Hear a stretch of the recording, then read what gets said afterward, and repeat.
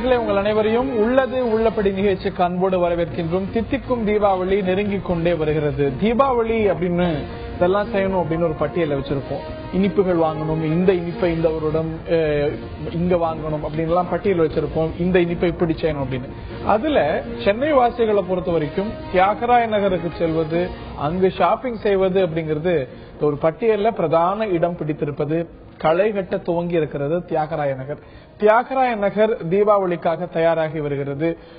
சென்னை முழுவதிலும் இருந்து, இன்னும் சொல்ல போனா தமிழ்நாட்டின் பல்வேறு பகுதிகளில் இருந்து டி நகர்ல இருக்கக்கூடிய பிரம்மாண்டமான கடைகள், பல்வேறு கடைகளுக்கு ஷாப்பிங் செய்வதற்கு மக்கள் வந்த வண்ணம் இருக்கிறார்கள். இன்னைக்கு சனிக்கிழமை அப்படிங்கறதுனால கூட்டம் அலை மோதுகிறது. வரக்கூடிய நாட்கள்ல இது பல ஆயிரங்களை தாண்டி லட்சக்கணக்கில் போறதுக்கான வாய்ப்புகள் உண்டு. இது இந்த வருஷம் மட்டும் காணக்கூடிய காட்சியான வருஷா வருஷம் இதுதான் காட்சி. ஆனாலும் எந்த அளவுல இதற்கான ஏற்பாடுகள் செய்யப்பட்டிருக்கின்றன, இதனால் ஏற்படக்கூடிய பிரச்சனைகள் என்ன, இந்த பிரச்சனைகளை சமாளிக்க நிலை தயாராக இருக்கிறதா, இதைத்தான் இன்றைய உள்ளது உள்ளபடி நிகழ்ச்சியில் விரிவாக நாம் அலசரிக்கின்றோம்.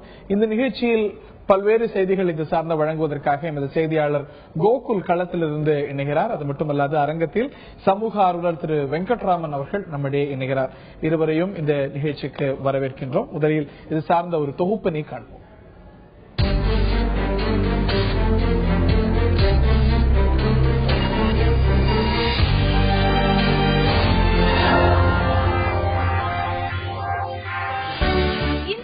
பிரதான பண்டிகைகளில் ஒன்றான தீபாவளி திருநாள் வரும் 22ஆம் தேதி நாடு முழுவதும் கொண்டாடப்படுகிறது. தீபாவளிக்கு இன்னும் 18 நாட்களே உள்ள நிலையில் பண்டிகையை விமர்சையாக கொண்டாடும் விதமாக மக்கள் புத்தாடை, பட்டாசுகள், இனிப்புகள், வீட்டு உபயோகப் பொருட்கள் வாங்குவதில் அதிக ஆர்வம் காட்டி வருகின்றனர். வர்த்தக நிறுவனங்களும் பல்வேறு பரிசு பொருட்கள், தள்ளுபடிகளை அறிவித்து வாடிக்கையாளர்களை கவர்ந்து வருகின்றன. சென்னையை பொறுத்தவரை சாதாரண நாட்களிலேயே மக்கள் கூட்டம் அதிகமாக காணப்படும் டி நகர் ரங்கநாதன் தெருவில் இப்போதே கூட்டம் அலைமோத தொடங்கியுள்ளது. கடந்த 2ஆம் தேதி முதல் வரும் 6ஆம் தேதி வரை தொடர்ந்து 5 நாட்கள் அரசு விடுமுறை என்பதால் இந்த பகுதியில் நாள் ஒன்றுக்கு சராசரியாக 1 லட்சம் பேர் வந்து செல்கின்றனர்.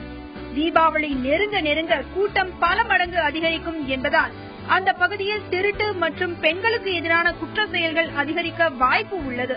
லட்சக்கணக்கில் மக்கள் கூடும் இந்த பகுதியில் கழிப்பறை, குடிநீர், ஆட்கள் நிற்பதற்கான நிழற்குடை உள்ளிட்ட எந்தவித அடிப்படை வசதிகளும் செய்யப்படவில்லை என்பது பொதுமக்களின் குற்றச்சாட்டாக உள்ளது. ஆயிரக்கணக்கான வாகனங்கள் ஆங்காங்கே நிறுத்தப்படுவதால் கடுமையான போக்குவரத்து நெருக்கடியும் ஏற்படுகிறது. அசம்பாவித சம்பவங்கள் நிகழ்ந்தாலோ, அசாதாரண சூழல் ஏற்பட்டாலோ உடனடியாக மக்களை மீட்பதற்கோ, சிகிச்சை அளிப்பதற்கோ தீயணைப்பு மற்றும் மருத்துவ குழுக்கள் ஏதும் இல்லாதது மக்களை கவலை அடைய செய்துள்ளது. தீபாவளியையொட்டி 1 வார காலம் மட்டுமே இந்த பகுதியில் கூடுதல் பாதுகாப்பு மற்றும் கண்காணிப்பு பணி மேற்கொள்ளப்படுகிறது. ஆனால் தீபாவளியை தொடர்ந்து மொஹரம், கிறிஸ்துமஸ், பொங்கல் என்று ஜனவரி வரை அடுத்தடுத்து பண்டிகை தினங்கள் வருவதால் அக்டோபர் தொடங்கி ஜனவரி வரை இந்த பகுதியில் மக்கள் கூட்டம் அதிகமாக இருக்கும். அதற்கு ஏற்றாற்போல் இந்த பகுதியில் நிரந்தரமாக கூடுதல் கண்காணிப்பு பணியை மேற்கொள்ள அரசும் மாநகராட்சியும் நடவடிக்கை எடுக்க வேண்டும் என்பதே அனைவரின் எதிர்பார்ப்பாக உள்ளது. செய்யப்பட்டிருக்கக்கூடிய ஏற்பாடுகள் என்ன, இருக்கக்கூடிய குறைபாடுகள் என்ன, அலசுவோம் இன்றைய உள்ளது உள்ளபடி நிகழ்ச்சியில். முதல்ல எமது செய்தியாளர் கோகுல் களத்திலிருந்து இணைகிறார். பல லட்சம், கிட்டத்தட்ட சென்ற தீபாவளி எல்லாம் ஒரே நாளைக்கு, அதாவது தீபாவளி நாள நெருங்கக்கூடிய நாளன்று 10 லட்சம் அளவுக்கு அங்கே மக்கள் வந்து சென்றதாக செய்தி. இம்முறையும் அதற்கான வாய்ப்புகள் உண்டு. என்ன மாதிரியான ஏற்பாடுகளை காவல்துறை, பல்வேறு துறைகள் செய்திருக்கின்றன? கோகுல், முதற்கட்ட தகவல்களை சொல்லுங்க.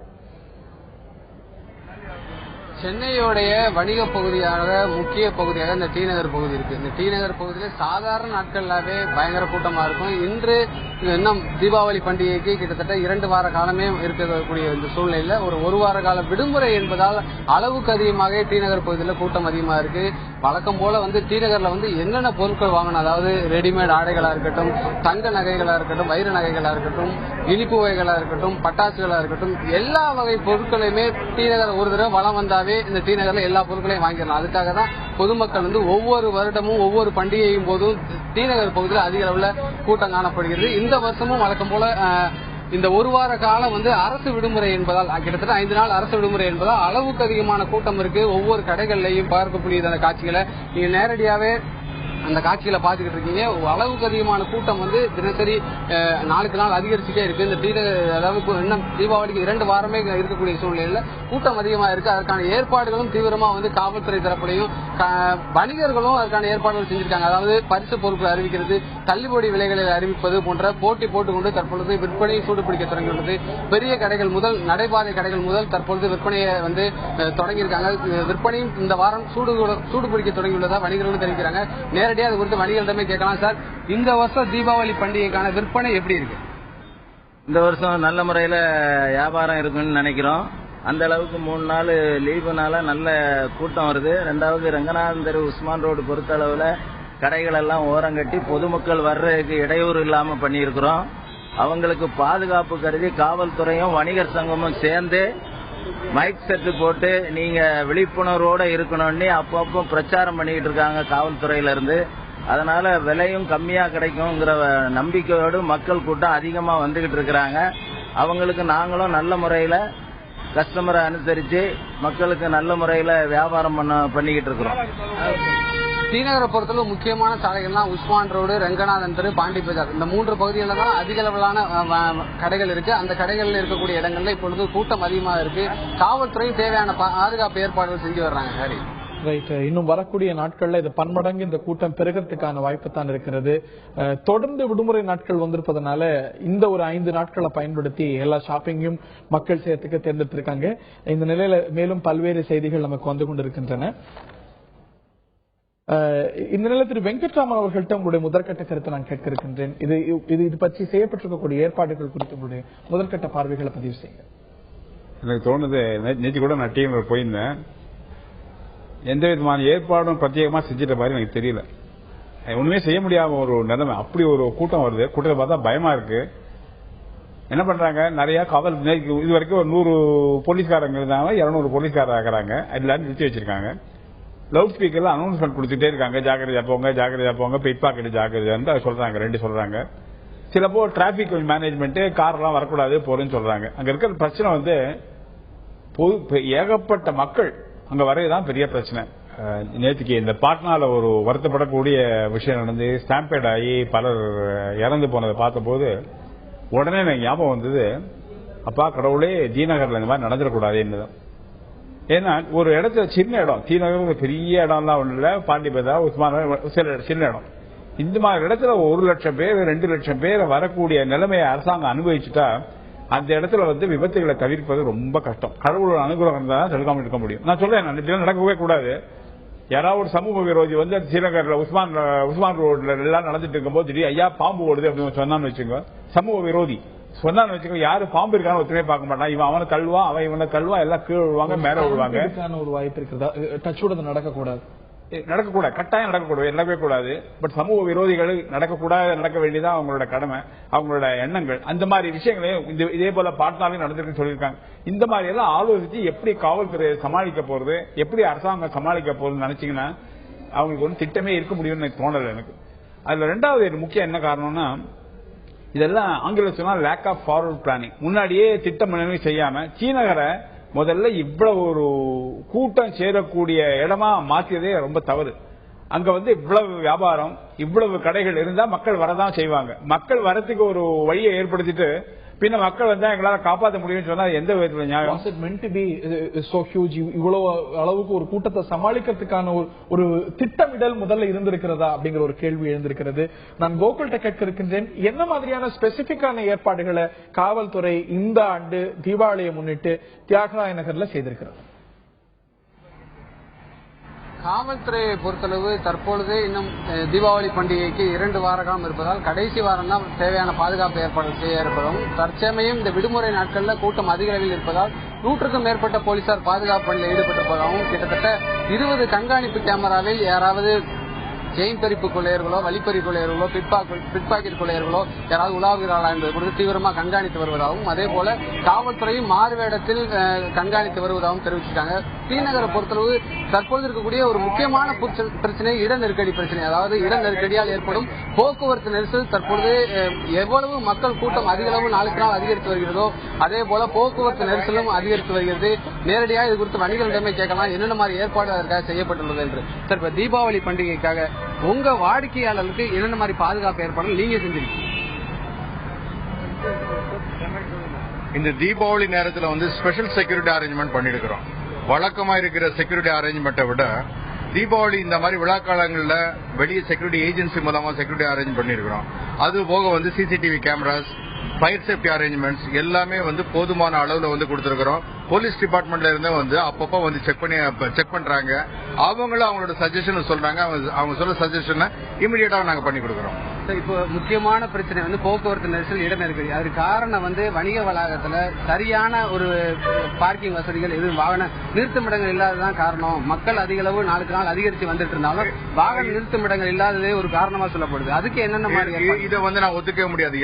இப்ப எங்க கடை மட்டும் இல்ல, நாங்க வந்து பொது ஜவுளி நிறுவனம். ஒவ்வொரு ஜவுளி கடைக்காரங்களும் வந்து அவங்களோட சொந்த இன்ட்ரெஸ்ட்ல, ஏன்னா வந்து இன்னைக்கு வந்து நம்ம பார்க்கிங் வசதி கொடுத்தாதான் வந்து கஸ்டமர் வருவாங்கன்ற முறையில ஒவ்வொரு இந்த உஸ்மான் ரோட்ல இருந்து பிரியக்கூடிய ஒவ்வொரு கிளை தெருக்கள்லயும் வந்து அங்கங்க வந்து இடங்களை வந்து எடுத்து 2 வீலர் பார்க்கிங், 4 வீலர் பார்க்கிங் நாங்க மட்டும் இல்ல ஒவ்வொரு கடைக்காரங்களும் கொடுத்திருக்கிறாங்க.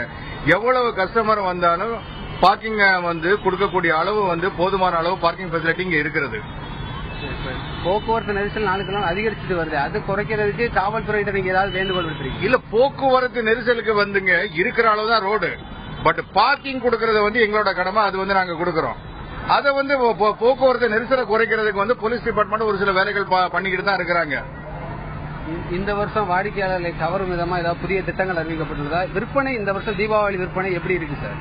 நீங்க எவ்வளவு விற்பனை எதிர்பார்க்கிறீங்க? நீங்க இப்ப வந்து 10 நாள் தான் முடிஞ்சிருக்கிறது. 20 நாள் சேல்ஸ் கிட்டத்தட்ட இருக்கிறது. 19 நாள் சேல்ஸ் இருக்கிறது. டெஃபினட்டா வந்து போன வருஷத்தை விட பெட்டரா தான் இருக்கும்ன்றது எங்களோட நம்பிக்கை. அந்த நம்பிக்கையில தான் நாங்களே வியாபாரம் பண்ணிட்டு இருக்கோம். இந்த வருஷம் புது புது ரகங்கள்லாம் வந்து நிறைய இன்ட்ரடியூஸ் பண்ணிருக்கிறோம். ஒவ்வொரு வருஷமும் நாங்க புது ரகங்கள் இன்ட்ரடியூஸ் பண்றது. அந்த வகையில ஒவ்வொரு, அதாவது டீனேஜர்ஸ், குழந்தைகள், பெரியவங்க, காலேஜ் கோயிங் கேர்ள்ஸ், இந்த மாதிரி ஒவ்வொரு செக்மெண்ட்டுக்கு வந்து நாங்க வந்து இன்ட்ரடியூஸ் பண்ணிருக்கிறோம். அதே போல காவல்துறை தரப்புல தேவையான வழிகாட்டு முறைகளையும் பொதுமக்களுக்கு கொடுத்துருக்காங்க. அதை விழிப்புணர்வு நிகழ்ச்சிகளும் அவ்வப்போது நடத்தப்பட்டு வருகிறது. துண்டு பிரசுரங்களும் பொதுமக்களுக்கு விநியோகிக்கப்பட்டு வருகிறது. வழிப்பறி கொள்ளையர்கள் யார் யாரெல்லாம் எப்படி வருவார்கள், அதே போன்று தங்களுடைய கவனத்தை திசை திருப்பி எப்படியெல்லாம் கொள்ளையடிப்பார் என்பது குறித்து காவல்துறையும் பொதுமக்களுக்கு தேவையான விழிப்புணர்வை செஞ்சுக்கிட்டு இருக்காங்க. ஹரி, இந்த தொகுப்பில் நம்முடைய இணைந்திருக்கிறார்கள் எமது செய்தியாளர் கோகுல் மற்றும் சமூக ஆர்வலர் திரு வெங்கட்ராமன் அவர்கள்.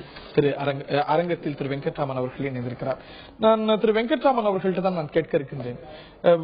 ஒரு சில ஆண்டுகளுக்கு முன்பாக, ஒரு 5 ஆண்டுகளுக்கு முன்னாடி இருந்த கடைகளை விட, கடைகளுடைய கிளைகளை விட இன்னைக்கு அதிகம், இயல்பாகவே கூட்டமும் அதிகமாக இருக்கிறது. இன்னும் வரக்கூடிய நாட்கள்ல இந்த ஒரு பிரச்சனை, இதனது வீரியம் இன்னும் அதிகரிக்கவே செய்யும். தியாகராய நகர் ஒரு பெரிய சவாலை ஒவ்வொரு தீபாவளிக்கும், ஒவ்வொரு பொங்கலுக்கும், ஒவ்வொரு விடுமுறை காலத்துக்கும், பண்டிகை காலத்துக்கும் சமாளிக்கிறது. இந்த பிரச்சனை வருடம் அதிகரிக்காம செய்ய ஒரு பிளானிங் ரீதியாக, திட்டமிடல் ரீதியாக மாநகராட்சியும் அரசாங்கமும் எடுக்க வேண்டிய நீண்ட கால நடவடிக்கைகள்.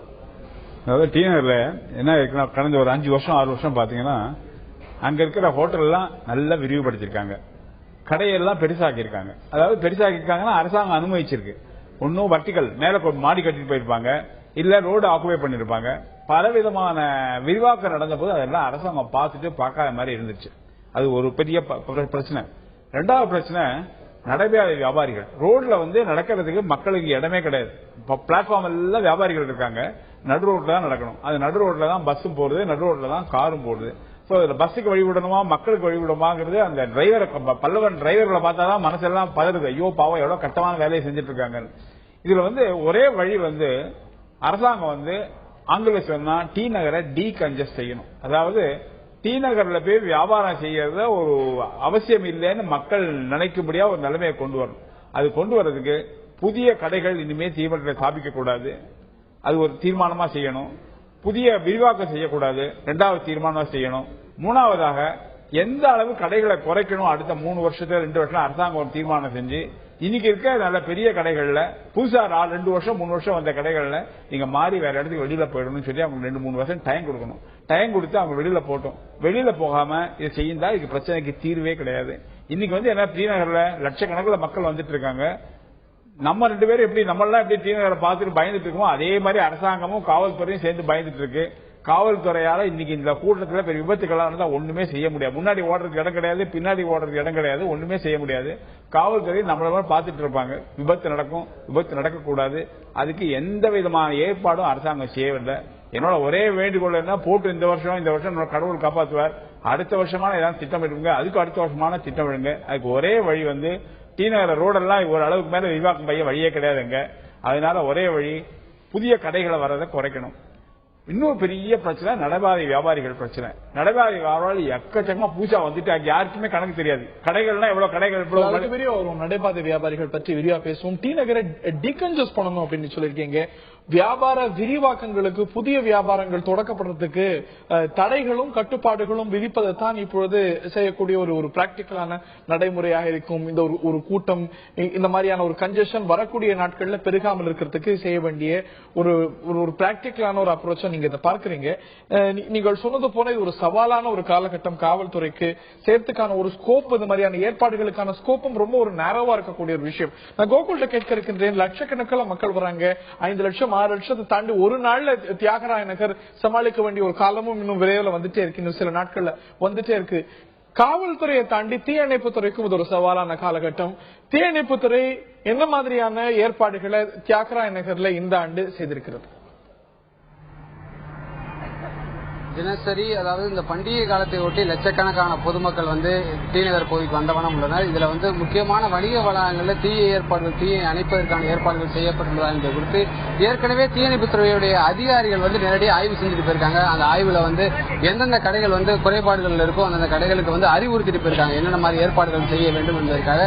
ஏற்கனவே தீயணைப்புத்துறை அதற்கு தயாராக உள்ளது. அதற்கான வசதிகளையே வந்து ஒவ்வொரு கடைகள்லையும் ஏற்கனவே ஒரு ஆலோசனை கூட்டம் மாதிரி போட்டு தீயணைப்புத்துறை அவங்களுக்கு அறிவுறுத்திருக்காங்க. ஏற்கனவே ஆய்வு செஞ்சு அந்த கடைகளுக்கு நேரடியாக ஆய்வு செஞ்சு தேவையான ஏற்பாடுகளை செய்யுமாறு சொல்லியிருக்காங்க. தற்பொழுது நம்மளோட பொதுமக்கள் இருக்காங்க, அவங்கள்ட்ட நேரடியாக கேட்கலாம். அம்மா, இப்ப டி நகருக்கு தீபாவளி பண்டிகைக்காக பொருட்கள் வாங்க வந்திருக்கீங்க.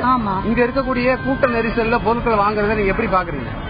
ஏதோ ஓரளவுல மேனேஜ் பண்ணி போயிட்டு வந்துட்டு பாத்துட்டு இருக்கோம். அதே மாதிரி நல்லி, போத்தீஸ், ஆர்எம்கேவி எல்லா இடத்துலயும் நல்ல கூட்டம் இருக்கு.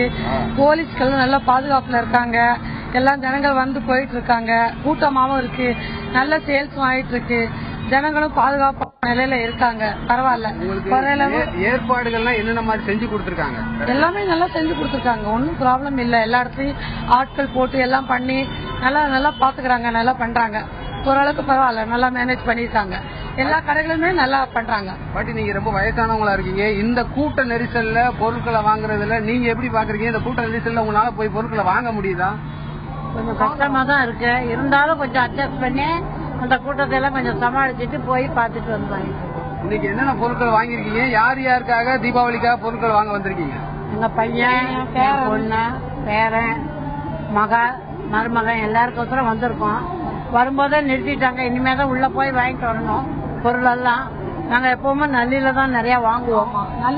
நல்லில வாங்குவோம், குமரன்ல வாங்குவோம். இருந்தாலும் இங்கதான் ஜாஸ்தி வாங்குவோம். அதனாலதான் வந்துட்டு இருக்கோம்.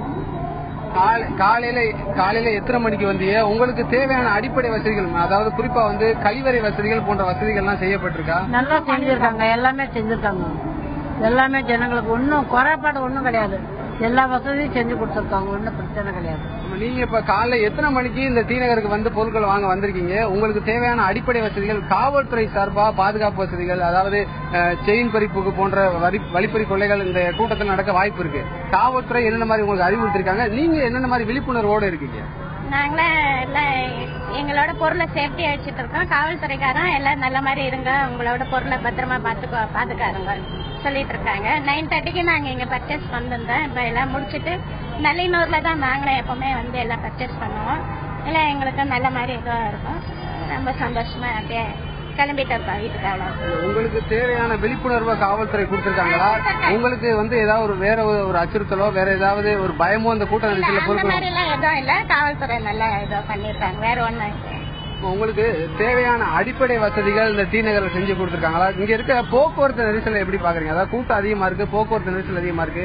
காலைல 9 மணிக்கு நீங்க வந்திருக்கீங்க. வந்ததுல இருந்து இன்னும் வரைக்கும் பொருட்கள் வாங்க முடியாத ஒரு சூழ்நிலை இருக்கு. மற்ற அடிப்படை வசதிகள், பாதுகாப்பு வசதிகள், அது போன்ற வசதி என்ன மாதிரி செஞ்சிருக்காங்க? அடிப்படை வசதி எல்லாம் நல்லா பண்ணி கொடுத்துருக்காங்க. நாங்க மதுரையில இருந்து மக வீட்டுக்கு வந்திருக்கோம். பேரனுக்கு, மகளுக்கு எல்லாத்துக்கும் ட்ரெஸ் எடுத்துட்டு நல்லா பாதுகாப்பு பண்ணி கொடுக்குறாங்க காவல்துறைக்காரங்க. நல்ல முறையில் பந்தோஸ் பண்ணி எங்களை எல்லாம் ஒதுக்கி அனுப்புறாங்க. நல்ல முறையில் பட்ஜெட் பண்ணணும். நல்லாவும் இருக்கு. அதாவது இந்த காலை முதலே இந்த கூட்ட நெரிசல்ல இருந்து பொருட்களை வாங்குவதற்கு ஏராளமான பொதுமக்கள் வந்திருக்காங்க. அவங்களுக்கு வந்து தேவையான கடைகள்ல ஒவ்வொரு கடைகள்லயும் தேவையான வசதிகள் செய்யப்பட்டிருப்பதாகவும் கடுமையான போக்குவரத்து நெரிசல் கூட்ட நெரிசலுக்கு இடையே இந்த பொருட்களை வாங்குவதாகவும் கருத்து தெரிவிச்சிருக்காங்க. இது வந்து ஒரு கமர்ஷியல் பகுதி மட்டுமல்ல, இந்த கடைகளை ஒட்டியே அதற்கு ஒட்டிய தெருக்கள்ல நிறைய பேர் ரெசிடென்சியல் ஏரியாவும் இருக்கிறது. ஒரு சவாலான ஒரு காலகட்டம். இந்த கட்டத்துல வந்து ஒரு ஒட்டுமொத்த சென்னையும் அந்த ஒரு பகுதிக்கு படையெடுக்கிறது. ஆக இந்த ஒரு வாகன வசதிகள், வாகன நெரிசல் அப்படிங்கிறது ஒரு சவாலான விஷயம். போக்குவரத்து காவல்துறைக்கு சில கட்டுப்பாடுகள் செய்யப்படுகிறது. அதையும் மீறி அங்க இருக்கக்கூடிய ரெசிடென்ஸுக்கு பிரச்சனை, ஆட்டோக்கள் நிறுத்தப்படுது அப்படின்னு சொல்லிட்டு வரவங்களுக்கு சில குறைபாடுகள் இருக்கிறது. எந்த அளவுல சமாளிக்கப்படுகிறது போக்குவரத்து ரீதியா தியாகராய நகர்? என்னென்ன மேம்பாடுகள் அதுல தேவைன்னு நினைக்கிறீங்க? டிநகரை பொறுத்த வரைக்கும் ஒரு பிரத்யேகம் என்னன்னா, இப்போ மவுண்ட் ரோடு இருக்குன்னு வச்சுங்க. மவுண்ட் ரோடு நிறைய ஷாப்பிங் காம்ப்ளெக்ஸ் இருக்கு. அவ்வளவு வீடுகள்லாம் கிடையாது, ரெசிடென்ஸ் கிடையாது. டிநகர்ல ஷாப்பிங் காம்ப்ளெக்ஸ் நிறைய இருக்கு, பிளாட்ஃபார்ம் நிறைய பேர் இருக்காங்க, நிறைய வீடுகள் இருக்கு, மக்கள் நிறைய வசிச்சிட்டு இருக்காங்க. சோ இந்த கூட்டத்தை குறைக்கணும்னா என்ன செய்யலாம்? டிரான்ஸ்போர்ட் பஸ்ல போகக்கூடாது, கார் போகக்கூடாதுன்னு சொல்லலாம். அது செய்ய முடியாது. ஏன்னா மக்கள் எல்லாம் போகணும், வீட்டுக்கு போகணும், வெளியில வரணும், அது செய்ய முடியாது. நிறைய ஆபீஸ் இருக்கு, அது செய்ய முடியாம போயிடுச்சு. ரெண்டாவது என்ன செய்ய முடியும்? ஷாப்பிங் டைத்துக்கு ரெஸ்ட்ரிக்ட் பண்ணலாம். ஆட்டோக்கள் நிறுத்தப்படுது, பியாண்ட் ஒரு பாயிண்ட் ஆட்டோக்கள் போவது அப்படிங்கிறது நிறுத்தப்படுது. அதுல சொன்னா நிறைய பிரச்சனை வரும். ஒன்னும் ஆட்டோ நிறுத்தலாம், பஸ் நிறுத்தலாம். ஆட்டோ நிறுத்தலாம், மக்கள் நடந்து வரணும். வயது முதியவர்கள் நடக்க முடியாது, அவங்க என்ன செய்வாங்க? எல்லாத்துக்கும் ஒரு வருடம் இந்த காலகட்டத்தில் செய்யப்படும். வருடம் இந்த ஒரு பனகல் பார்க்கு தாண்டி அந்த ஒரு துரைசாமி சபை வழியா ஆட்டோ போறது அனுமதிக்கப்பட்டது. ஏன்னா நிறுத்துறாங்க, அதனால வந்து டிராபிக் வந்து அதிகமாயிடுது அப்படின்னு நிறுத்தப்படுது. இது ஒரு டிட்டரண்டா பயன்படுது. ஆட்டோ நிறுத்தறத பெரிய கூட்டம் வருது, பஸ்ல தான் வருது. 11 பஸ் தான். ஆட்டோனா 2 பேர் இருப்பாங்க, ஒரு 100 ஆட்டோனா 300 பேர் குறைவாங்க. பஸ் ஒரு பஸ் நிறுத்தினா ஒரு 100-150 பேர் குறைவாங்க. சோ அது டிரான்ஸ்போர்ட் நிறுத்தது ஓரளவுக்கு மேல அரசாங்கம் செய்யும். இதெல்லாம் வெறும் காஸ்மெட்டிக் ஸ்டெப்ஸ், அதாவது ஏதோ செஞ்சோம் அப்படிங்கிற காமிக்கிற வழிய அடிப்படை பிரச்சனைகளுக்கு உடனே டிநகர்ல தீர்வே காணாதுங்கிறதா என்னோட முக்கியம். இதுல ஒரே ஒரு விஷயம் என்னன்னா, பொதுமக்கள் இப்ப 2-3 முதியவர்களை பேசுறதை கேட்டோம். பொதுமக்களுக்கு நிர்வாகத்தோட அரசாங்கம் எதிர்பார்ப்பே ரொம்ப குறைஞ்சு போயிடுது. அதனாலதான் அரசாங்கத்துக்கு பெரிய பிரச்சனை இல்லை. இப்போ சொன்னாங்க ஒரே கூட்டமா இருந்தாலும் நாங்க சமாளிச்சுக்கிறோம் அப்படின்னு ஒரு அம்மா சொன்னாங்க. என்ன அர்த்தம்? நடக்க முடியாது, இந்த பக்கம் ஒருத்தர் அடிப்பா, அந்த பக்கம் ஒருத்தர் அடிப்பா, முன்னாடி ஒருத்தர் அடிப்பா, நின்று போனோம், கோவமே வராது, பரவாயில்ல சார்னு போறோம். இதே போய் சிங்கப்பூர்ல பண்ணீங்கன்னா என்னையா என் மேல அடிக்கிறேன்னு கேட்போம். அது மக்களோட பொறுமை, எதிர்பார்ப்பு அரசாங்கத்துல ரொம்ப குறைஞ்சு போயிடுது. அதனால ஒண்ணு செய்யாட்டா கூட மக்கள் பொறுத்து தான் இருக்க போறாங்கன்னு அரசாங்கத்துக்கு தெரியும். அதான் ஒரு பிரச்சனை. இன்னைக்கு ஒரு கசப்பான உண்மை இது. மக்கள்கிட்ட இருந்து அரசாங்கத்துக்கு ஒரு பிரஷரே வரமாட்டேங்குது, நிர்வாகத்துக்கு பிரஷரே வரமாட்டேங்குது. ஏன் அப்படி பண்றேன்னு கேட்கறதே இல்ல ஒருத்தரும். அது ஒண்ணு. ரெண்டாவது இதுக்கு எந்த பிரச்சனைக்கு சவால்கள் அறிந்தே இருக்கிறார்கள். நிறைய பிரச்சனை இருக்குது, எப்படி சமாளிக்க முடியும்? நீங்க சொல்ற மாதிரி என்ன செய்து விட முடியும் அப்படிங்கிற ஒரு அவேர்னஸ் அவங்களுக்கும் இருக்கும். இல்ல, ஏதாவது நிர்வாகத்துல திறமை உள்ளவருக்கும் நிர்வாகத்தை தெரியாதவங்களும் உள்ள வித்தியாசம். நிர்வாக திறமை உள்ள எந்த பிரச்சனைக்கும் ஒரு சொல்யூஷன் கண்டுபிடிப்பாங்க. நிர்வாக திறமை இல்லாம என்ன செய்ய முடியும்னு சொல்லிட்டு போயிடுவாங்க. இதுக்கு சொல்யூஷன் இல்லாம இல்ல. சொல்யூஷன் ஒரு திட்டம் போட்டு செய்யணும், டீகன்ஜஸ்ட் செய்யணும். டிநகர்ல கடைகளை குறைக்க வேண்டும். கடைகளை குறைச்சிக்கன்னா மக்கள் வர வேண்டிய அவசியம் குறையும். மக்கள் வேண்டிய அவசியம் குறைஞ்சா சரியா போயிடும். இன்னைக்கு டிநகர்ல வர கூட்டம் டிநகர் தாங்கக்கூடிய கூட்டம் இல்ல. டிநகர் ரெண்டாவது கடை மாத்திரம் இல்ல, டிநகர் நிறைய மக்கள் வாழ்ந்துட்டு இருக்காங்க. அதனால மக்களை ஒரு இடத்துல வரான்னு சொல்ல முடியாது. இதுக்கு ஒரே வழி டிநகர்ல நடைபாதை குறைக்கணும். நடைபாதை கடைகளை வியாபாரிகளை ஓரளவு குறைச்சா அட்லீஸ்ட் பிளாட்ஃபார்ம்ல நடக்க முடியும். அதுலயும் பல பிரச்சனைகள் இருக்கு. நடைபாதை பிரச்சனைகள் வெளியில போச்சுன்னா அவங்க எங்க போவாங்க? அவங்களுக்கு இப்பதான் வியாபாரம் நடக்குது. அவங்களே இப்ப செத்து பொழைச்சிட்டு இருக்கோம் சார் அவங்க சொல்றாங்க. ஒவ்வொரு நடைபாதைக்காரங்களும் அதுலயும் பிரச்சனை. நடைபாதை வெளியில போன்னு சொன்னா அவங்க சொல்றாங்க சார், போலீஸ்ல மாமூல் கேட்கறாங்க, அதிகாரிகள் மாமூல் கேட்கறாங்க. அங்க சில அந்த இடத்துல தாதான்னு சொல்லி அவங்க பணம் கட்டுறாங்க. வர பிரச்சனைகள்லாம் இருக்கு. அதெல்லாம் நம்ம மூடி மறக்கவே முடியாது இன்னைக்கு இருக்க நிலைமையில. சோ அரசாங்கத்தால் இன்னைக்கு கடையும் குறைக்க முடியல, டிரான்ஸ்போர்ட்டையும் குறைக்க முடியல, நடைபாதை வியாபாரிகளும் வெளில செய்ய முடியல. சரி, நான் கூடுதல் காவல்துறையில மெம்பர்ஸை போட்டிருக்கோங்கிறாங்க. காவல்துறை என்ன பண்ணுவாங்க? நின்றுட்டு இருப்பாங்க. அதுக்கு மேல என்ன செய்ய முடியும் அவங்களுக்கு? சரி, ஃபயர் இன்ஜின் போட்டிருக்காங்க. ஃபயர் இன்ஜின் உள்ள வரதுக்கு வழி இருந்தாதானே ஃபயர் இன்ஜினால சால்வ் பண்ண முடியும். அடிப்படை பிரச்சனைகளே சால்வ் பண்ணல. அடிப்படை பிரச்சனையை சால்வ் பண்ணாலும் இன்னைக்கு இருக்கிற டிநகர் நம்ம கடவுளை விட்ட வழிதான் நடக்கிறது. அதான் எனக்கு மனசு தோணும். பல சாலைகள் நீங்க சொன்னது போல ரொம்ப குறுகலான சாலை. ரங்கநாதன் தெருவெல்லாம் நீங்க சொன்னது போல ஃபயர் இன்ஜின் போகக்கூடிய நிலையில தான் இருக்கக்கூடிய ஒரு சாலை அப்படிங்கறதெல்லாம் கேள்விக்குறி. இந்த நிலையில மூத்த ஓய்வு பெற்ற காவல்துறை அதிகாரி திரு கருணாநிதி அவர்கள் நம்மிடையே இணைந்திருக்கிறார். காவல்துறைக்கு தியாகராய நகர்ல இருக்கக்கூடிய கூட்டத்தை குறிப்பா தீபாவளி சமயத்துல சமாளிப்பது அப்படிங்கிறது ஒரு சவாலான காலகட்டம். திரு வெங்கட்ராமன் சொல்றது போல அங்க இருக்கக்கூடிய ஒரு அசம்பாவிதம் நிகழக்கூடாது, ஆனால் அது சமாளிக்கக்கூடிய ஒரு சூழ்நிலை இருக்கக்கூடிய ஒரு பகுதி அல்ல டி நகர் அப்படிங்கிறது. இன்னைக்கு இருக்கக்கூடிய கூட்டத்தை தாங்கிறதுக்காக வடிவமைக்கப்பட்ட ஒரு பிளான் செய்யப்பட்ட பகுதி அப்படின்னா ஒரு கேள்விக்குறி. இது எப்படி சமாளிக்கப்படணும் அப்படிங்கிறது உங்களுடைய பார்வை? அதாவது இப்ப இந்த மாதிரி சந்தர்ப்பங்களை பிளான் பண்ணி வச்சிருக்காங்க காவல்துறையில. வருஷம் இது ஏற்படுற நெருக்கடி அவங்களுக்கு தெரியும். வழக்கமா என்ன குற்றங்கள் நடக்கும், என்ன மாதிரி ப்ராப்ளங்கள் பொதுமக்கள் ஃபேஸ் பண்ணுவாங்க தெரியும். அதுக்கு தகுந்த மாதிரி இந்த பீட்ஸ் எல்லாம் இன்க்ரீஸ் பண்ணி அங்கங்க போட்டிருப்பாங்க ஷாப்ஸ். அதனால அந்த கூட்டங்களை ரெகுலேட் பண்ணி விடுறதெல்லாம் பாத்துக்குவாங்க. பஸ்ஸஸ் பார்க்கிங் போறது, வெஹிக்கிள்ஸ் பார்க்கிங் எல்லாமே அவங்க ரெகுலேட் பண்ணிடுவாங்க. முக்கியமா இதுல இந்த மாதிரி கூட்டங்கள் வழக்கமா நடக்கிறது இந்த தெஃப்ட் நடக்கும், ஸ்நாச்சிங் நடக்கும். அந்த மாதிரி விஷயங்களுக்கு இந்த கிரைம் பீப்புள மப்டியில போட்டிருப்பாங்க.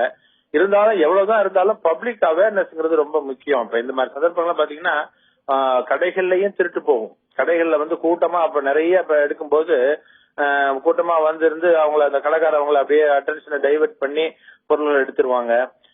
அந்த வாங்கிட்டு இருக்கவங்கள்ட்டயே என்ன பண்ணுவாங்க, அந்த பையில வச்சிருப்பாங்க, அந்த பணத்தை எடுத்துருவாங்க, அந்த பொருள்களை எடுத்துருவாங்க. அதெல்லாம் ஜனங்க ரொம்ப கேர்லெஸ்ஸா அந்த பேக வச்சுட்டு போறதெல்லாம் கொஞ்சம் அவாய்ட் பண்ணணும். யார் அதுக்கு பக்கத்துல இருக்கவங்களை பத்தி கண்காணிக்கணும். கையில குழந்தை வச்சுக்கிட்டே ஒரு லேடி நின்று இருப்பாங்க, பார்த்தா கையில குழந்தை தானே வச்சிருக்காங்க, ஃபேமிலி நினைச்சிட்டு இருப்பாங்க. பாத்தீங்கன்னா அதெல்லாம் ஒரு கேங் மாதிரி இருக்கிறாங்க. இந்த மாதிரி குழந்தைகளை வச்சுட்டு இருந்தே திருடுறவங்க, குழந்தைகள் கழுத்துல காலில் இருக்கிற புதுகளை திருடிடுவாங்க. இந்த பேக் லிப்டிங் அஃபென்ஸ், இந்த மாதிரி டைவர்ட்டிங் அட்டென்ஷன், கையில வச்சிருக்கிறத நான் எது இருக்கிறத மேல ஏதாவது ஒண்ணு போட்டு விட்டு இது பாருங்க உங்க இதுல இருக்கு அப்படின்னு சொல்லிட்டு அட்டென்ஷன் டைவர்ட் பண்ணி பண்றது. வெஹிக்கிள்ல போகும்போது பேக வச்சுட்டு உங்க வெஹிக்கிள் எடுப்பாங்க, வெஹிக்கிள் அது மாதிரி இருக்கு பாருங்க, பின்னாடி ஏதோ ஆயில் ஒழுகுது அப்படின்னு சொல்லிட்டு அவங்க இறங்கி போனோம்னா பேக் பின்னாடி இருக்க பேக் எடுப்பாங்க. இந்த மாதிரி நிறைய டைப் ஆஃப் அஃபென்சஸ் நடக்கிறதுக்கு வாய்ப்பு இருக்கு. அதுல எல்லாம் பப்ளிக் அவேர்னஸ் முக்கியம். போலீஸ் சொல்ற இது வார்னிங் எல்லாம் கொஞ்சம் கேட்டுட்டே இருக்கணும். குழந்தைங்களை கூட்டிட்டு போறது வர்றது இதெல்லாம் கொஞ்சம் இதா பண்ணணும்.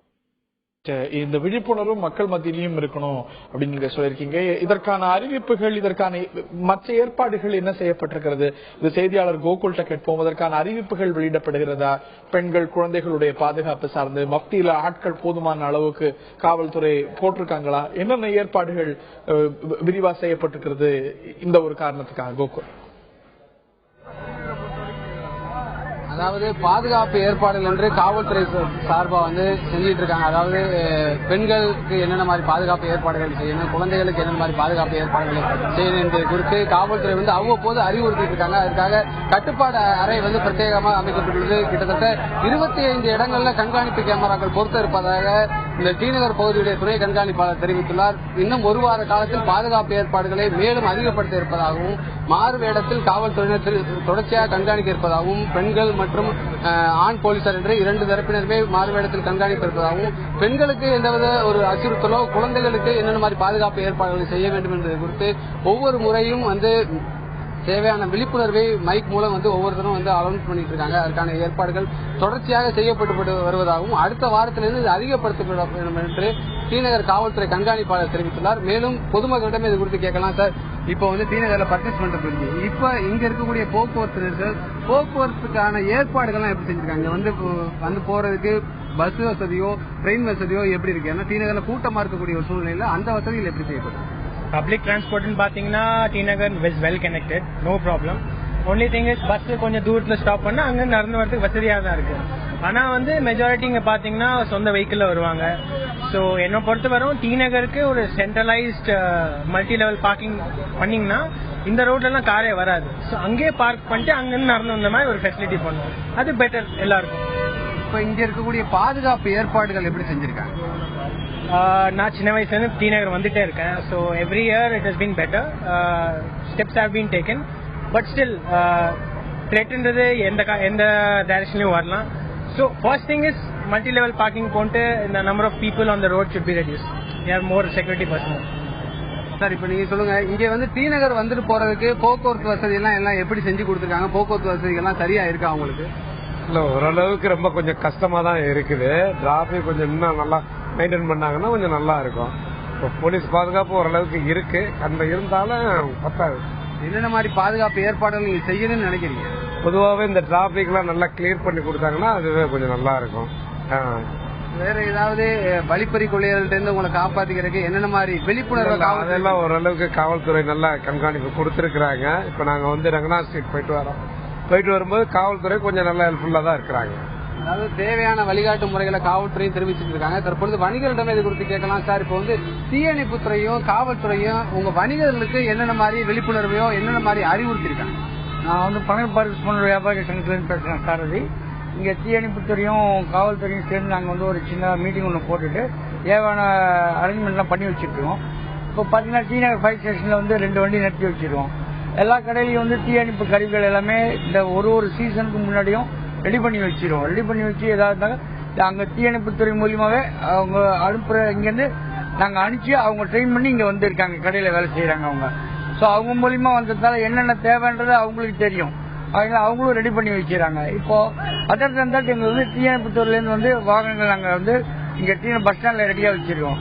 தீயணைப்புத்துறை பொருள் நாங்க ரெடியா இருக்கோம். அடுத்தது வேற ஏதாவது நடந்தால் உடனே சொல்றதுக்காக 108 ஆம்புலன்ஸ் அதுவும் வச்சிருக்கோம். கடைக்குள்ள ஏதோ ஒரு வராங்க மயக்கம் போடுறாங்கன்னா அதுக்கு தேவை 108 ஆம்புலன்ஸ் அந்த மாதிரி இதுவும் நாங்க வச்சுட்டு இருக்கிறோம் அதுல இருந்து.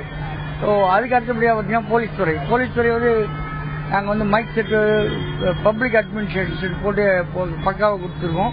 அது தவிர சிசிடிவி கேமரா போட்டு கொடுத்துருக்கோம். சிசிடிவி கேமரா பாத்தீங்கன்னாக்கா ஒரு 20 கேமரா போல ஒர்க்கிங்ல இருக்கு. 20 கேமரால யார் யார் எங்கெங்க வராங்க எங்கெங்க போறாங்க. இதுல வந்து ஃபேஸ் ரீடர்னு ஒரு கேமரா ஒன்று இன்டெக்ட் பண்ண போறோம் நெக்ஸ்ட் வீக். இந்த ஃபேஸ் ரீடர் கேமரால வந்து பாத்தீங்கன்னாக்கா திருடர்களை வந்து அந்த போட்டோஸ் ஐடென்டிபிகேஷன் உள்ளுக்குள்ள கொடுத்தாச்சுன்னா அது ஆட்டோமேட்டிக்கா அந்த கேமரால வரும்போதே தெரிஞ்சிடும் எந்த கேமரால அந்த திருடங்க வராங்க, திருடரா இல்ல வேற ஏதாவது ஆக்டிவிட்டியில உள்ளவரா அப்படின்னு நம்ம இன்டெக்ட் பண்ணிட்டோம்னா அது வந்துடும். அது வந்தோம்னா இந்த கேமரா மூவ் பண்றாரு அப்படின்ற ஒரு சிச்சுவேஷனுக்கு அது வந்துடும். சோ அதெல்லாம் வந்து மானிட்டர் பண்ணி இந்த டிநகரை பொறுத்தளவு வயதானவர் முதல் குழந்தைகள் வரை வர்றாங்க. கூட்ட நெரிசல் அதிகமா இருக்கு. அவங்களுக்கு ஒரு சின்ன மயக்கமோ மற்ற ஒரு திடீர்னு ஏதாவது உடம்பு சரியில்லாம வந்தாவோ என்னென்ன மாதிரி மருத்துவ வசதிகள் செய்வதற்கு ஏற்பாடுகள் செஞ்சிருக்கீங்க? நம்ம கடைக்காரங்க சார்பா என்ன மாதிரி பண்ணிருக்கீங்க? அரசு சார்பா என்ன மாதிரி பண்ணி கொடுத்துருக்காங்க? அரசு சார்பா வந்து இந்த 108 ஆம்புலன்ஸ் ரெடியா கொடுத்துருக்காங்க. எங்க கடை சார்பா நாங்க வந்து பக்கத்துல நியர்பை டாக்டர் வச்சிருக்காங்க. என்ன யாராவது டக்குன்னு மயக்கம் போட்டாங்கன்னா கூட அவங்க உடனே மயக்கமோ இல்ல வேற ஏதாவது டக்குன்னு நாங்க பக்கத்துல ஹாஸ்பிட்டல் நியர்பை ஹாஸ்பிட்டல்ஸ் இருக்கு. ஸோ 24 hours ஹாஸ்பிட்டல்ஸும் இருக்கு. இங்க டக்குன்னு நாங்க எங்களுக்கு ரெகுலரா எங்க ஸ்டாஃப் எல்லாம் இருக்காங்க, கடை ஸ்டாஃப் எல்லாம் இருக்காங்க. அவங்க போற ஹாஸ்பிட்டல் டக்குன்னு அவங்களுக்கு இமிடியேட் மெடிக்கேர் கொடுத்துருவோம். அதுக்கப்புறம் அவங்களை வந்து 108 ஆம்புலன்ஸ் ஏற்றி என்ன டெஸ்டினேஷன் கூட வரவங்க என்ன சொல்றாங்களோ அவங்களுடைய கூட வரவங்களுடைய ஒத்துழைப்போட சேர்ந்து இந்த பேஷண்ட் யார் பேஷண்டோ அவங்களை எந்த டெஸ்டினேஷனும் அதை அனுப்பிட்டு இருக்கிறது. மருத்துவ உதவி மையங்கள் ஏதாவது உதவி மையங்கள்ன்றது வந்து நாங்க எதுவும் ஏற்பாடு பண்ணிக்கலாம். ஏன்னா இங்க உள்ள கன்செஷன் இருக்கும்போது உதவி மையங்கள் போட்டு பண்ணிக்க முடியாது. பட் அதுக்கு தேவையான பகல் நியர்பையே டாக்டர் வச்சிருக்காங்க. ஸோ ஒரு செகண்ட் டக்குன்னு இது பண்ணிடலாம். முதலுதவி செய்யறதுக்கு நாங்க ரெடியா இருக்கோம்னா எங்கிட்ட அந்த முதலுதவி செய்யறதுக்கு தேவையான ஒரு கடையும் முதலுதவிக்கு ஒருத்தர் வச்சிருக்கோம். ஸோ அவர் ரெடியா இருக்கார். அதனால அவரும் வந்து முதலுதவி பண்ணிடுவார். அதுக்கு மேற்கொண்டு டாக்டர், அதுக்கு மேற்கொண்டு தேவைப்பட்ட ஆம்புலன்ஸ் எடுத்துக்கலாம். பக்கத்துலேயே நியர்பை இங்க ஆம்புலன்ஸ் வச்சிருக்கோம். பஸ் ஸ்டாண்டில் நிறுத்திடுவோம் ஒரு ஆம்புலன்ஸ், இந்த பக்கம் பழம்பாடியில் ஒரு ஆம்புலன்ஸ் நிறுத்திடுவோம். ஸோ எனி டைம் 2 ஆம்புலன்ஸ் எடுத்துக்கலாம். அதே போன்று செயின் பறிப்பு கொள்ளையர்களையோ வழிப்பறி கொள்ளையர்களையோ பொதுமக்கள் அடையாளம் காண்பதற்கு அவங்களுடைய புகைப்படங்கள் முழுவதும் ஆங்காங்கே ஒட்டப்பட்டுள்ளது. அவருடைய புகைப்படங்கள் அனைத்தும் வந்து அந்த கண்காணிப்பு கேமராவில் பதிவாகியுள்ளது. அது போன்ற கொள்ளையர்கள் இந்த பகுதியில் உலா வந்தால் அவர்களை அடையாளம் காணுவதற்காக அந்த கண்காணிப்பு கேமராவில் அவங்களுடைய படங்களும் அந்த இதில் பதிவேற்றம் செய்யப்பட்டுள்ளது.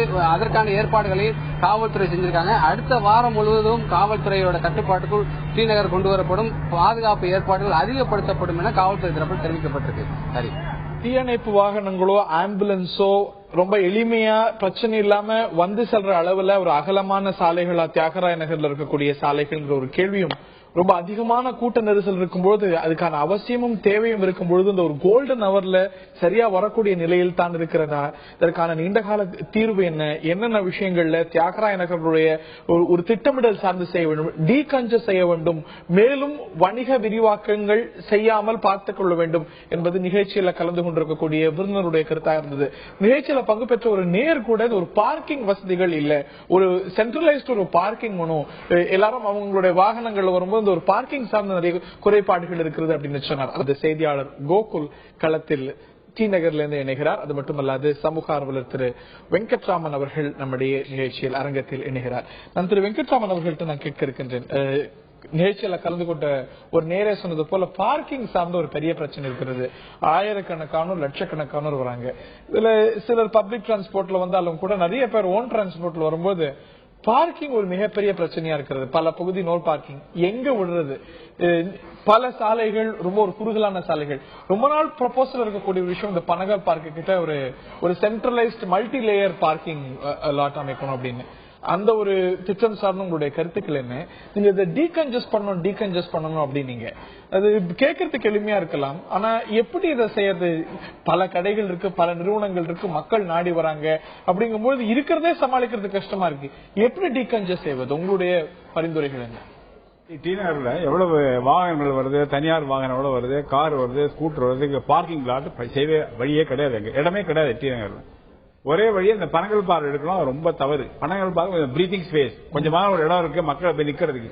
திடீர்னு வந்து நீ பெரிய விபத்து வரக்கூடாது சொல்றேன். விபத்து வந்து மக்கள் எங்க பனகல் பார்க்குள்ளே உட்காரலாம். அது ஒரு பிரீத்திங் ஸ்பேஸ். இந்த பனகல் பார்க் அழிக்கிறது வேற காரணம் உபயோகிக்க ரொம்ப தவறான அணுகுமுறை, செய்யவே முடியாது. சரி, இப்ப ஏதாவது ஒரு பிரச்சனைக்கு சொல்யூஷன் வேணும். அது ஒரே ஒரு சொல்யூஷன் எனக்கு தோணுது. டி நகரை பொறுத்த வரைக்கும் மக்கள் பெருமாறியா வர்றது ஒன்னும் துணிகள் வாங்க, டெக்ஸ்டைல் வாங்குறதுக்கு வராங்க, இல்ல ஜுவல்லரி வாங்க வராங்க. அவங்க தான் பெரிதளவு வராங்க, கார்ல வரவங்க, அந்த மாதிரி வரவங்களுக்கு. இதுக்காக ஒண்ணு செய்யலாம் அரசாங்கம். காத்தால 6 மணில இருந்து 12 மணி வரைக்கும் தான் ஜுவல்லரி ஷாப் திறந்துருக்கணும். அதுக்கப்புறம் ஜுவல்லரி ஷாப் எல்லாம் மூடிடணும். மத்தியானம் ஒரு 12 மணில இருந்து 6 மணி வரைக்கும் தான் டெக்ஸ்டைல் ஷாப் இருக்கணும். ஒரு டெக்ஸ்டைல் ஷாப் மூடிடணும். பாக்கி சமயத்துல மக்கள் எல்லாம் வரட்டும், பாக்கி கடையெல்லாம் திறந்திருக்கட்டும். வியாபாரிகளுக்கு இது ஏற்படைய ஒரு விஷயமா இருக்குமா? அது இருக்காது. அதாவது எந்த மருத்துவமும் எந்த ஒரு நோயாளிகிட்ட போய் மருந்து கொடுத்தா சாப்பிட பிடிக்காது. நோயாளின்னு சொல்ல தெரியும் நான். அதனால சிலப்ப கசப்பு வருது, நாட்டு நன்மைக்காக ஒத்துட்டு தான் ஆகணும். அவங்களுக்கு ஒன்றும் வியாபாரம் குறையாது. காரணம் ஜுவல்லரி வாங்குறவங்க அவ்வளவு ஆர்வத்தோட வராங்க. அதனால 8 மணி நேரம் டைம் இருக்குன்னா 8 மணி நேரத்துல வருவாங்க, 4 மணி நேரம் டைம் 4 மணி நேரம் வருவாங்க. அது வியாபாரிகளுக்கு லாபமே கூடும், சீக்கிரம் நிறைய வச்சுட்டு சீக்கிரம் போயிடலாம் அவங்களுக்கு.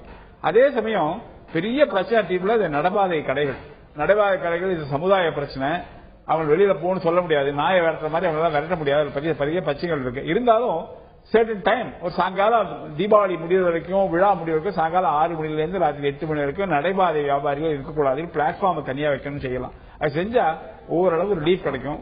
அது இல்லாம என்னோட கண்ணுல வந்து ஒரு ரிலீஃப் வேற ஒண்ணு டி நகருக்கு வரும்னு தோணுது. மக்களோட பொறுமை தான் அரசாங்க நிர்வாகத்துக்கு இன்னைக்கு ஒரு பெரிய ஒரு ஆதரவு. மக்கள் பொறுமையா இருக்காங்க, பாத்துட்டு இருக்காங்க. அதனால நிர்வாகம் நிம்மதியா இருக்கு. ஒன்னும் நடக்க வேண்டாம் நினைக்கலாம். கடவுள் அவ்வளவுதான் சொல்ல முடியும். டீகன்ஜஸ்ட் செய்வதுதான் இதற்கான ஒரு தீர்வா இருக்கும் அப்படிங்கிறது உங்களுடைய பார்வையா இருக்கு? வந்து டீகன்ஜஸ்ட் செய்யணும்னா ஒரே வழி, அங்க இருக்கிற ரெசிடென்ஸ் அடிக்க முடியாது. மக்கள் எல்லாம் அங்க குடியெல்லாம் பல காலமா இருந்துட்டு இருக்காங்க. கடைகள் வந்துட்டு இருக்கு, கடைகளையும் ஓரளவுக்கு மேல போக சொல்ல முடியாது. இருந்தாலும் அரசாங்கம் ஒரு திட்டம் ஏற்றணும். இந்த வருஷம் சரி பண்ணா அடுத்த வருஷம் சரிப்படுத்தணும். அதுக்கு அடுத்த மக்கள் தர கூட்டு தான் வியாபார விரிவாக்கங்களுக்கு ஒரு தடைகள் உருவாக்கணும், கட்டுப்பாடுகள் உருவாக்கணும் உங்களுடைய பார்வை. நான் இறுதிக்கட்ட பார்வையா கோகுல்ட்ட நான் கேட்க இருக்கின்றேன். போக்குவரத்து சார்ந்து ஏதேனும் மாற்றங்கள் செய்யப்பட்டிருக்கிறதா? பாட்டில் நெக்ஸ் உருவாக்கப்பட்டிருக்கிறதா? டைவர்ஷன் டிராபிக் சார்ந்து செய்யப்பட்டிருக்கிறதா? எப்படி சமாளிக்க போக்குவரத்து காவல்துறை திட்டமிட்டிருக்கிறது? டி நகரை பொறுத்தளவு ஒரு முக்கியமான பிரச்சனை போக்குவரத்து நெரிசல். அந்த போக்குவரத்து நெரிசலை சரி செய்வதற்கு போக்குவரத்து காவல்துறைக்கு ஏற்கனவே வந்து காவல்துறை துணை கண்காணிப்பாளர் ஒரு உத்தரவை பிறப்பித்துள்ளார். எந்தவித ஒரு போக்குவரத்து நெரிசலும் டி நகரில் ரொம்ப நேரம் ஏற்படக்கூடாது என்பதற்காக 24 மணி நேரம், குறிப்பாக அந்த இருக்கக்கூடிய மக்கள் அதிக அளவில் கூடக்கூடிய அந்த நேரத்தில் போக்குவரத்து நெரிசலை சரி செய்வதற்கு எல்லா ஏற்பாடுகளும் போக்குவரத்து காவல்துறை சிறப்பாக செய்யப்பட்டிருக்கு.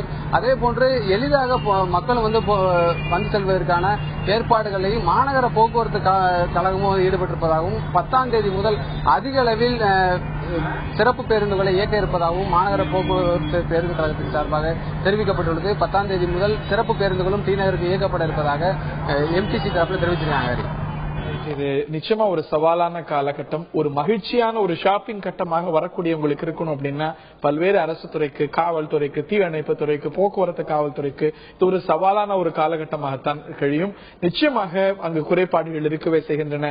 அதற்கு நீண்ட கால திட்டமிடல், நீண்ட கால மாற்றங்கள், அதாவது ஒரு டீகன்ஜெஷன் நோக்கிய நகர்வுகள், புதிய கட்டுப்பாடுகள் இதுதான் தீர்வாகும் அப்படிங்கிறது நிகழ்ச்சியில் பங்கு பெற்ற விருந்தினருடைய கருத்து. ஒவ்வொரு வருஷமும் திறம்பட நம்முடைய துறைகள் சமாளிக்கின்றன. ஆனாலும் கூட நிச்சயமாக நீண்டகால தீர்வுகள் இந்த ஒரு பிரச்சனையை சமாளிக்கிறதுக்கு தேவைப்படுகின்றன. இந்த ஒரு தீபாவளியும் ஒரு இனிமையான ஒரு ஷாப்பிங் தருணங்கள், தியாகராய நகருக்கு வர்றவங்களுக்கு எந்த ஒரு இடையூறும் இல்லாம பிரச்சனையும் இல்லாம கழிய வேண்டும் என்பதுதான் நம்ம எல்லாருடைய எதிர்பார்ப்புகள். நீண்ட கால ஒரு தீர்வுகளும் நம்மை நோக்கி எப்பொழுது என்ற ஒரு கேள்விகள் எழவே செய்கின்றன. நிகழ்ச்சியில பங்கு பெற்ற எமது செய்தியாளர் கோகுல், அரங்கத்திலிருந்து தன்னுடைய கருத்துக்களை தெரிவித்த திரு வெங்கட்ராமன் மற்றும் பார்த்த நேயர்களுக்கு நன்றி தெரிவித்து விடைபெறுகின்றோம். வணக்கம்.